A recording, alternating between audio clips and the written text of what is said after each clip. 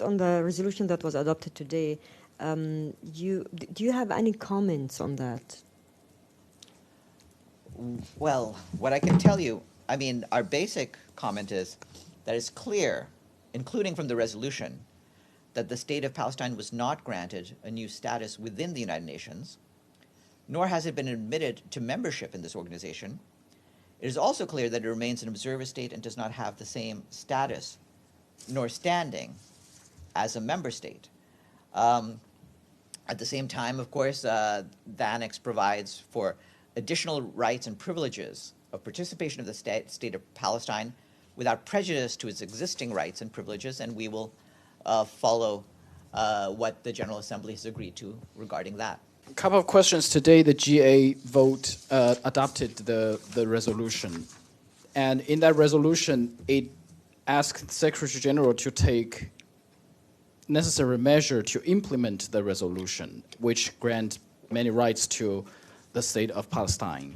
What measures can the Secretary General do to implement that resolution? Will he refer to Security Council to restart the negotiation of the admission again? And what measures? Well, regarding that, in accordance with our standard procedure, the Secretary General and the Secretariat will take the measures necessary to implement the resolutions as requested by the Assembly. We will first, now that it's passed, we will study the resolution, including its annexes, and see how to go forward in that. But we will then proceed with that. And one thing, today the Israeli ambassador shredded the UN Charter, said that's what people did in that hole. What is the reaction of the Secretary General on that image? Well, obviously we can do that. We've told you before that we don't comment on the various remarks made by different ambassadors, and the theatrics, both in the past and the present, are things that are part and parcel of the presentations the member states make.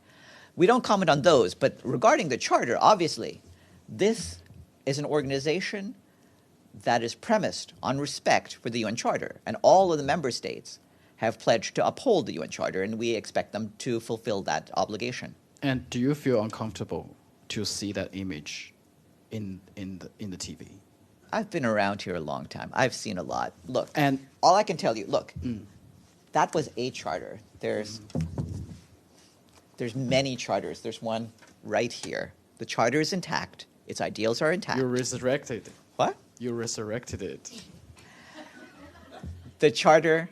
Great, good job. Is something that will stay with us. And like I said, it's the founding document of this organization. As long as this organization exists, the charter exists. Now, why I ask that question, because we saw the attack on UNRWA, and we know it might be some people who hated UNRWA, who had opinions on you, and they did that.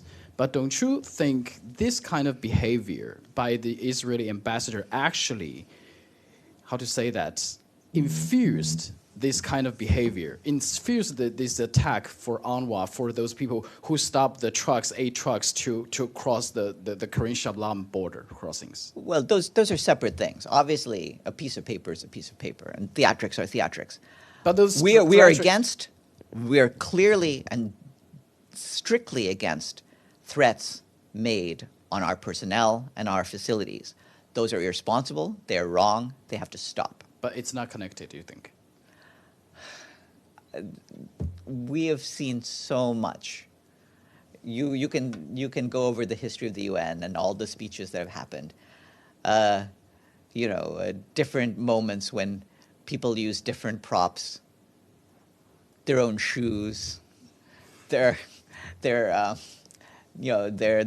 various resolutions of the Security Council that get crumpled up by different people.